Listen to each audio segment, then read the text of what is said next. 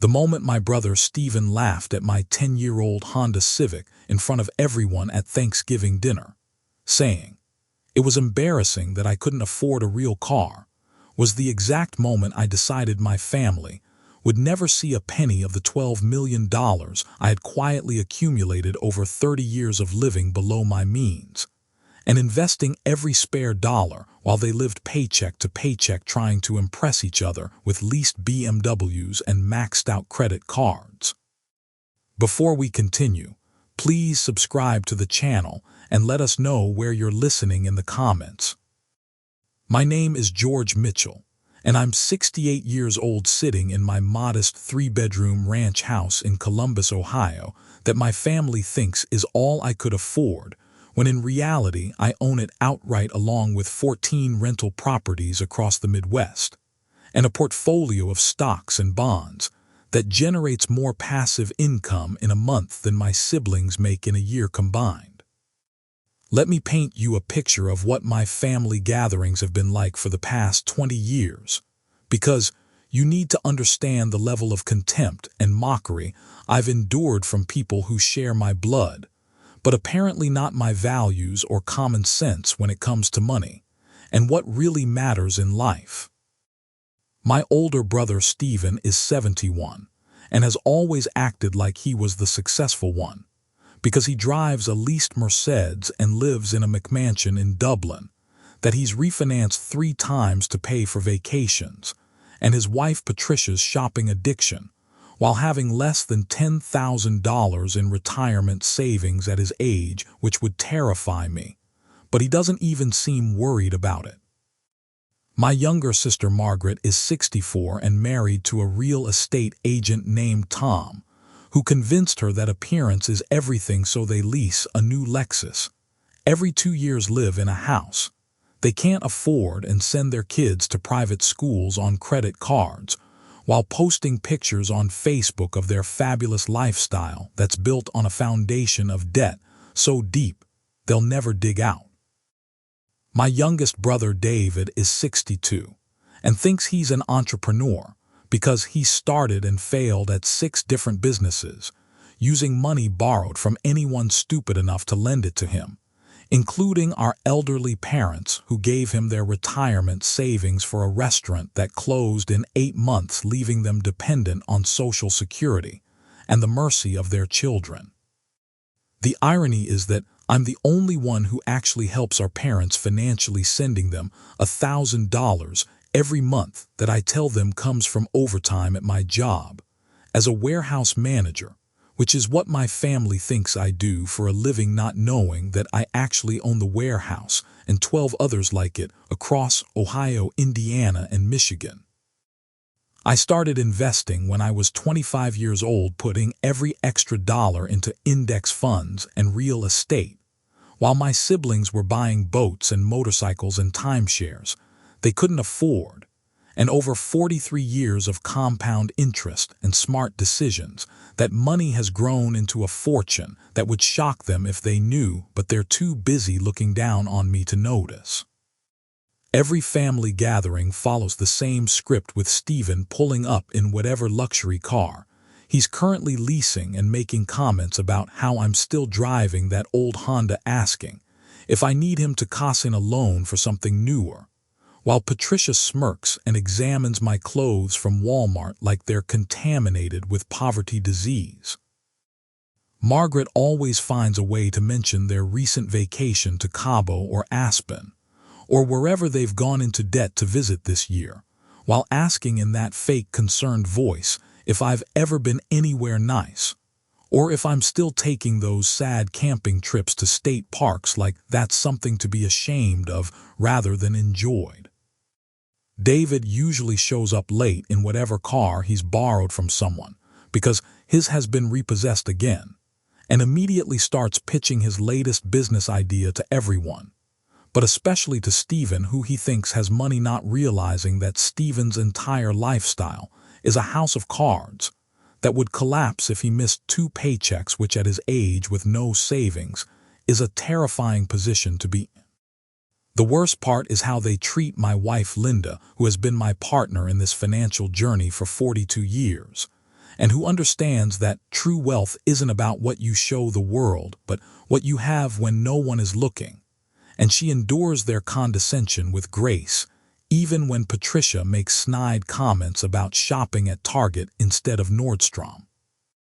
Linda and I made a decision early in our marriage to live on one income and invest the other, which meant driving used cars, living in a modest house, and skipping expensive vacations.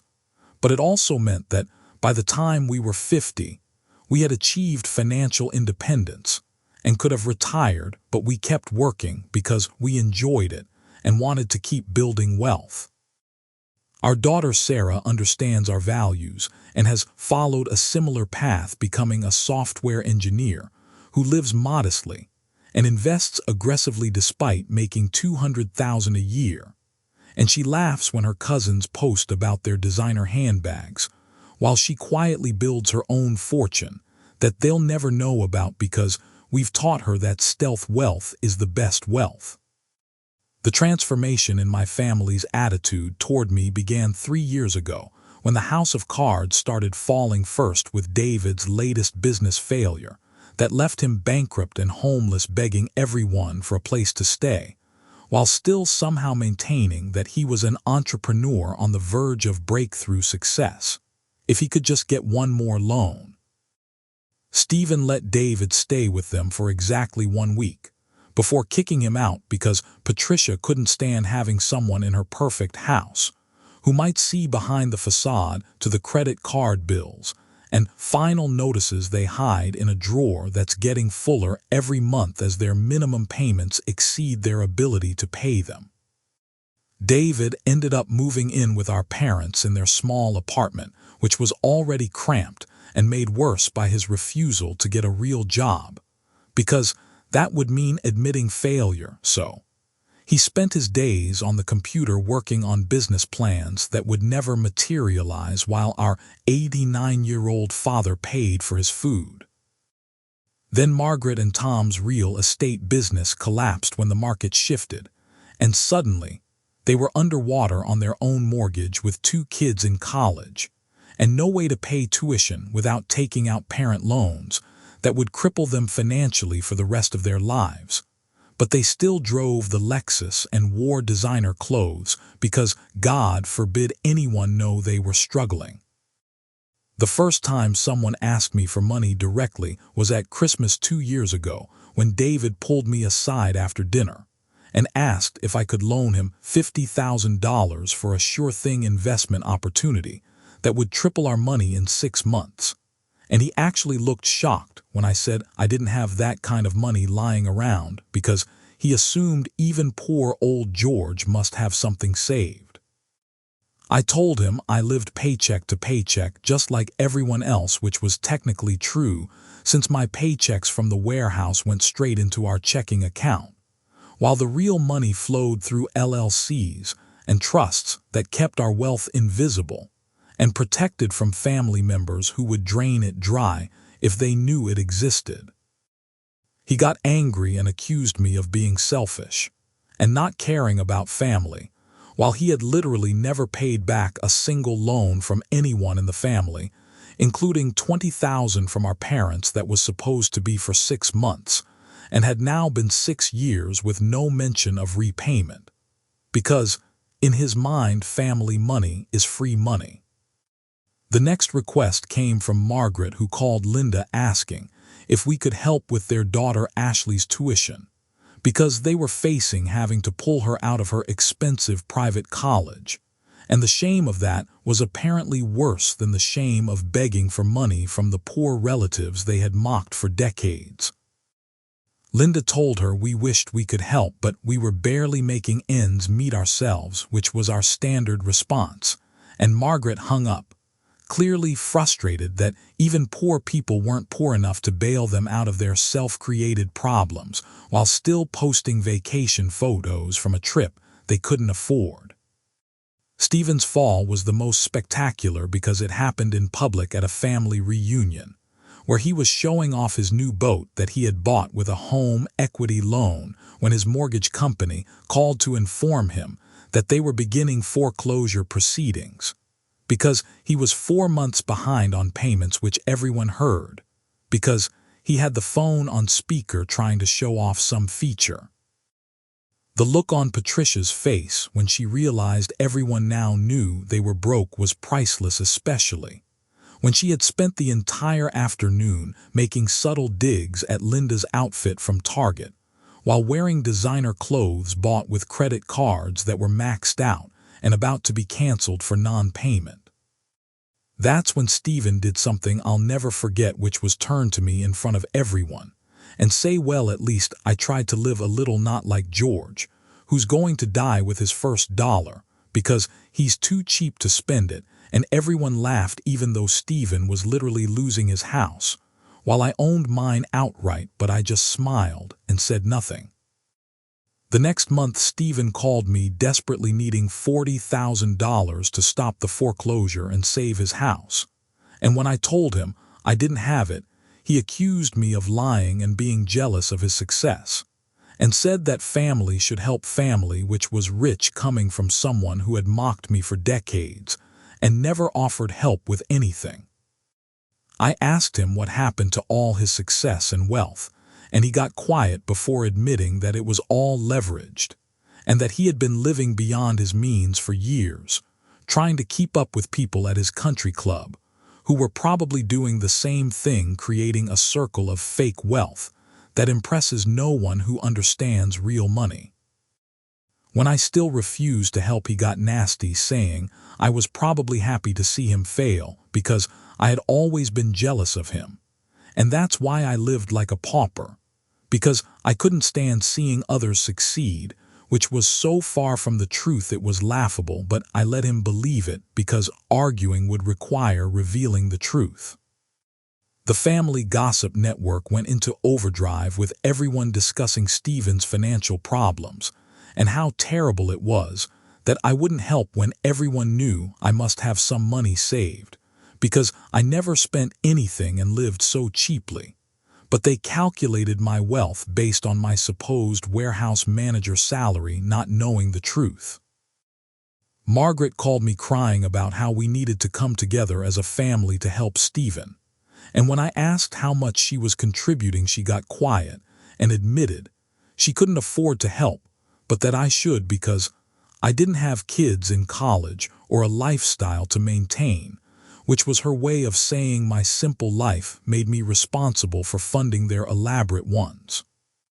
David sent me a long email about family loyalty and how disappointed our parents were that I wouldn't help Stephen, even though David himself hadn't contributed a penny to anyone ever, and had actually taken money from everyone, including Stephen, who he now expected me to bail out, which was a level of audacity that was impressive even for him. The real test came when our father had a heart attack and needed surgery that Medicare wouldn't fully cover, leaving a $30,000 gap that needed to be paid. And suddenly,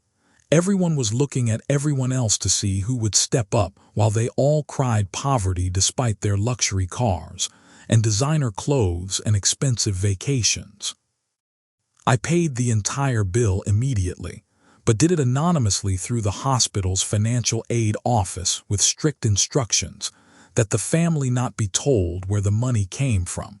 because I wanted to see what my siblings would do when they thought no one had paid it,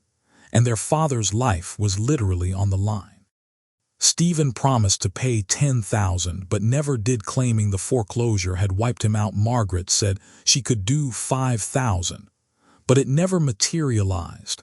and David offered to pay it back when his next business took off, which everyone knew meant never, but they all acted like they had contributed when talking to our parents, who believed their children had come together to save them. The truth about my wealth almost came out when Linda accidentally mentioned one of our rental properties to Sarah in front of Margaret, who immediately started asking questions about what rental property and how we could afford that, but Linda covered quickly, saying it was just a figure of speech about our house that we rented from the bank through our mortgage. But Margaret was suspicious and started paying attention to little things like the fact that we always paid cash at restaurants, never used credit cards, and that our old Honda was always perfectly maintained and ran like new, because I actually had it completely rebuilt with a new engine and transmission, rather than buy a new car that would signal wealth. She even started driving by our house at different times, trying to catch something that would reveal we had money, like a new car in the driveway or contractors doing work. But all she saw was the same modest house with the same old cars and the same simple lifestyle that had caused her to look down on us for so many years. The pandemic hit my siblings particularly hard, with Stephen losing his job at 69 with no savings and no way to maintain his lifestyle, Margaret and Tom's real estate business completely drying up, and David moving back in with our parents, who were now 90 and 87, and struggling to care for themselves, let alone their 60-year-old failure of a son. That's when the family meeting was called, where Stephen laid out a proposal for everyone to contribute to a family fund to help those in need, which was really just a way for him, Margaret, and David to get money from me, since they assumed I must have saved something over all these years of living cheaply, even if it wasn't much. They had calculated that if I had saved just 10% of my supposed warehouse manager salary over 40 years, I should have at least $200,000, and they presented this calculation to me like they were doing me a favor by only asking for half of it to be distributed among the family members in need. I listened to their entire presentation about how family takes care of family, and how those who have more should help those who have less, and how it was selfish to hoard money when others were suffering. And then I asked a simple question: who determined that I had more and they had less, based on what evidence exactly? Stephen pointed to my supposed savings, and I asked him how much he had saved over his career as a sales executive, making twice what they thought I made, and he admitted he had nothing, but said that was different because he had a lifestyle to maintain and children to raise, as if Linda and I hadn't raised Sarah on much less while still building wealth. Margaret jumped in, saying that I had chosen to live simply, so I must have money saved, and I asked her if she was suggesting that living below your means should be punished, while living above your means should be rewarded, because that seemed to be the logic of taking money from savers to give to spenders who had made poor choices.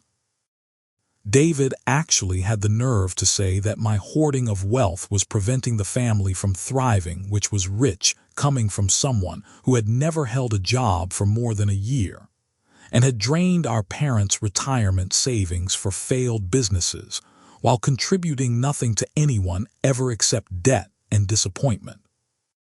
I stood up and told them that I had exactly $12,342 in savings, which was technically true for that particular checking account, and that I needed every penny for my own retirement since I was 68 and couldn't work forever, and they looked at me with such disgust, like I was lying or being selfish or both. Patricia actually said that was impossible because we never spent money on anything, and I asked her to calculate how much she would have if she had saved the lease payments on her Mercedes for the last 10 years, and she shut up when she realized it would be over $100,000 that she had thrown away on a car she didn't own. The meeting ended with everyone angry at me for not having more money to give them, and angry at themselves for having nothing despite decades of earning good incomes. And I went home to my modest house that was paid for, and my old Honda that ran perfectly, and my wife who understood that wealth isn't what you show, but what you grow. 2 months later, Stephen's house was foreclosed on, and he and Patricia had to move into a small apartment in a bad part of town, where Patricia cried every day about how far they had fallen while still refusing to get a job, because that was beneath her, even though they were living on Stephen's unemployment and food stamps.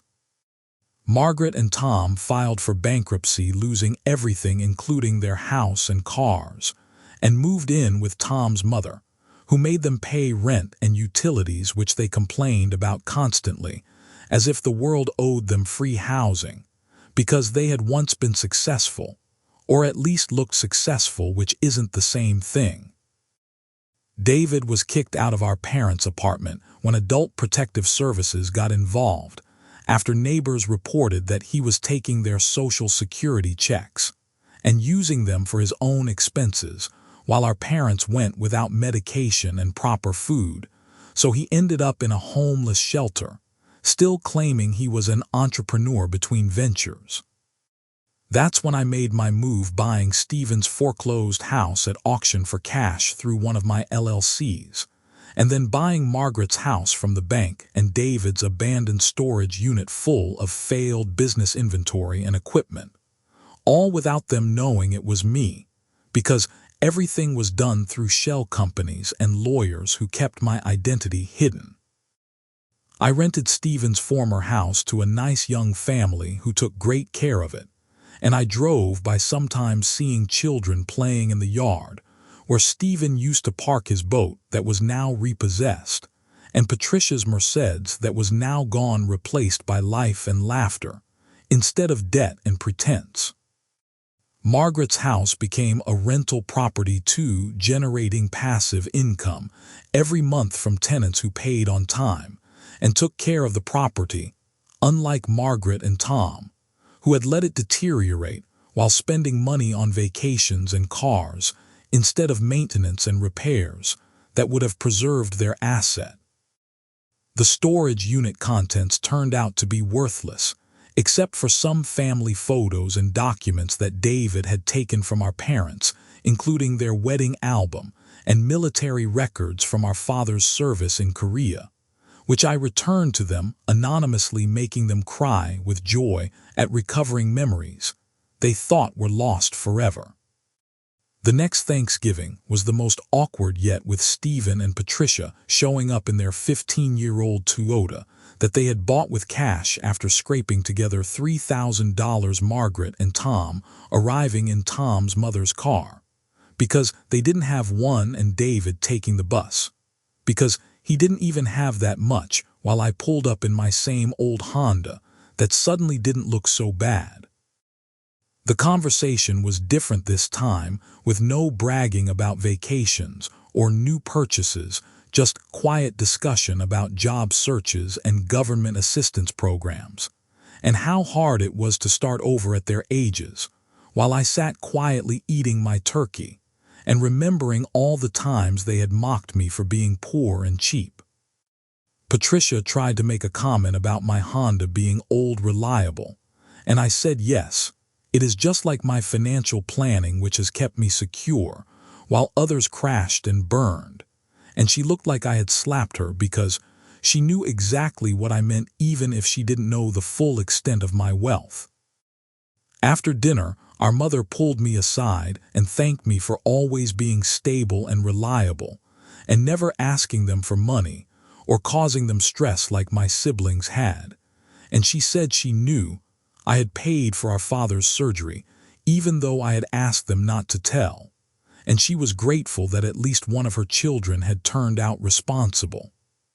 She also said she had changed her will to leave everything to me, not that there was much left after David had drained their savings, but she wanted me to know that she saw who had really been there for them, and who had only shown up when they needed something, and it wasn't about money, but about character and consistency. I told her I didn't need anything from them except their love, and she cried, saying that's exactly why I deserved everything, while my siblings, who always had their hands out, deserved nothing. And it was the first time anyone in my family had acknowledged that living below your means and saving money was actually admirable, not shameful. The real shock came 6 months later, when I bought the warehouse where I supposedly worked as a manager for $2 million cash, and the news somehow got back to my family, who couldn't understand how a warehouse manager could possibly buy the business unless he had been stealing or dealing drugs, or something illegal, because legitimate work couldn't generate that kind of wealth. Stephen actually called me, accusing me of being involved in criminal activity and threatening to report me to the police unless I cut him in on whatever scheme I was running, which was hilarious, because he was essentially trying to blackmail me based on his own inability to understand legitimate wealth building through patience and compound interest. I told him to go ahead and report me, and that the police would find 43 years of tax returns showing legitimate income from wages, investments, and rental properties, all properly reported and taxed, while his records would show bankruptcy, foreclosure, and tax liens from years of living beyond his means, and pretending to be wealthy while being broke. That's when Margaret put the pieces together, remembering the comment about rental property, and my cash payments for everything, and my complete lack of concern about retirement despite being a supposed warehouse worker. And she confronted me directly, asking if I was secretly wealthy and had been lying to them all these years about being poor. I told her I had never lied about anything. I just chose to live modestly and invest aggressively, while they chose to live extravagantly and save nothing. And if that made me appear poor to them, that was their interpretation, not my deception. And she could verify every dollar through public records if she wanted to waste her time. She did exactly that, spending weeks at the courthouse and online researching property records and business filings, and slowly uncovering the network of LLCs and properties and investments that Linda and I had built over 4 decades. And when she finally understood the scope of our wealth, she called me crying, asking why I had let them suffer when I could have helped. I reminded her of every time they had mocked my Honda, every snide comment about shopping at Walmart, every joke about camping instead of real vacations, every insult about my cheap lifestyle, and asked her why I would give money to people who had shown me nothing but contempt for the very habits that had built the wealth they now wanted to share. She said it was different because they were family and family helps family, but I pointed out that family also respects family, and they had never shown me an ounce of respect, only mockery and condescension, until they needed something, and then suddenly family mattered, but only as a means to access my money, not as actual relationships. David found out through Margaret and immediately started leaving voicemails about how I was a sociopath for hiding wealth, while he was homeless, and our parents were struggling, which was particularly galling since he was homeless by choice, refusing to work, and our parents were struggling because he had taken their money for his failed businesses, leaving them dependent on Social Security. I didn't respond to any of them because there was nothing to say that would change anything. They would always see themselves as victims of circumstance rather than architects of their own destruction, and me as the villain for not rescuing them from the consequences of their own choices and ego-driven lifestyle decisions. The pandemic actually helped my financial situation, with several of my rental properties appreciating significantly, and my stock portfolio recovering and reaching new highs, while my siblings struggled with unemployment and government assistance, and the gap between us grew even wider to the point where my wealth could solve all their problems 100 times over, but I still wouldn't do it. Linda supported my decision completely, having endured decades of Patricia's snide comments about her clothes and Margaret's condescension about our vacations, and watching Stephen literally laugh at our car while he was leveraged to the hilt. And she said the best revenge was living well while they lived with their choices and their contempt for the values that had made us wealthy. Sarah was proud of us for maintaining our principles and not enabling her aunts and uncles who had always treated her like the poor cousin, giving her cheap gifts, while their children got expensive electronics and designer clothes, not knowing that Sarah's trust fund could buy everything they owned 10 times over without making a dent. The family dynamics have completely shifted now, with Stephen working as a greeter at Walmart at 72 years old, seeing hundreds of people every day who are doing better than him, despite his lifetime of acting superior, and Patricia, working as a cashier at Target, the store she once mocked Linda for shopping at, which is poetic justice of the highest order. Margaret and Tom are still living with his mother, who charges them market rate rent, and utilities refusing to subsidize their lifestyle, and making them contribute to household chores and maintenance, which they complain about constantly, while having no other options because their credit is destroyed, and they have no savings to move elsewhere. David finally got a job at an Amazon warehouse, making $15 an hour at age 63, and living in a studio apartment that costs more than half his income. But at least he's finally working after decades of failed entrepreneurship that cost everyone who believed in him, including our parents, who will never recover what he took from them. Our parents are doing better now that I'm secretly paying all their expenses through anonymous gifts and services that appear, making sure they have quality care and comfort in their final years, without the stress of money, while maintaining the fiction that I'm just their poor but stable son who drives an old Honda and lives simply.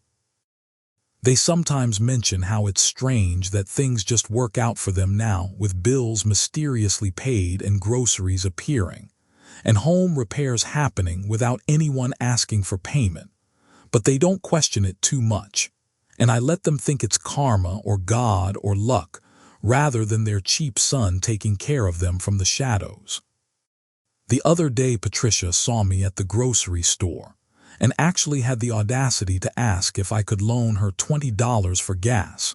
because she was short until payday, and I gave it to her knowing she would never pay it back, but wanting her to feel the humiliation of begging the person she had mocked for being poor while she wore designer clothes bought with debt.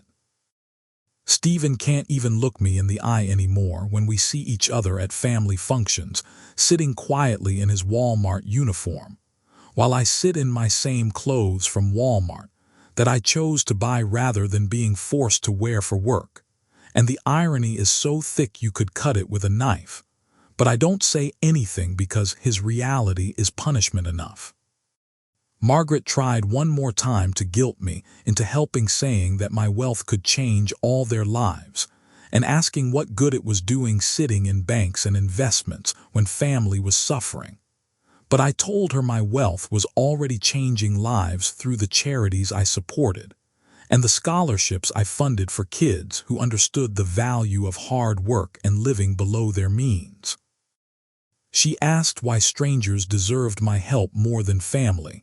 and I told her strangers had never mocked my car, insulted my choices, or laughed at my lifestyle, while demanding respect and money they hadn't earned, and that respect was earned through actions, not blood, and their actions had shown me exactly who they were and what they deserved.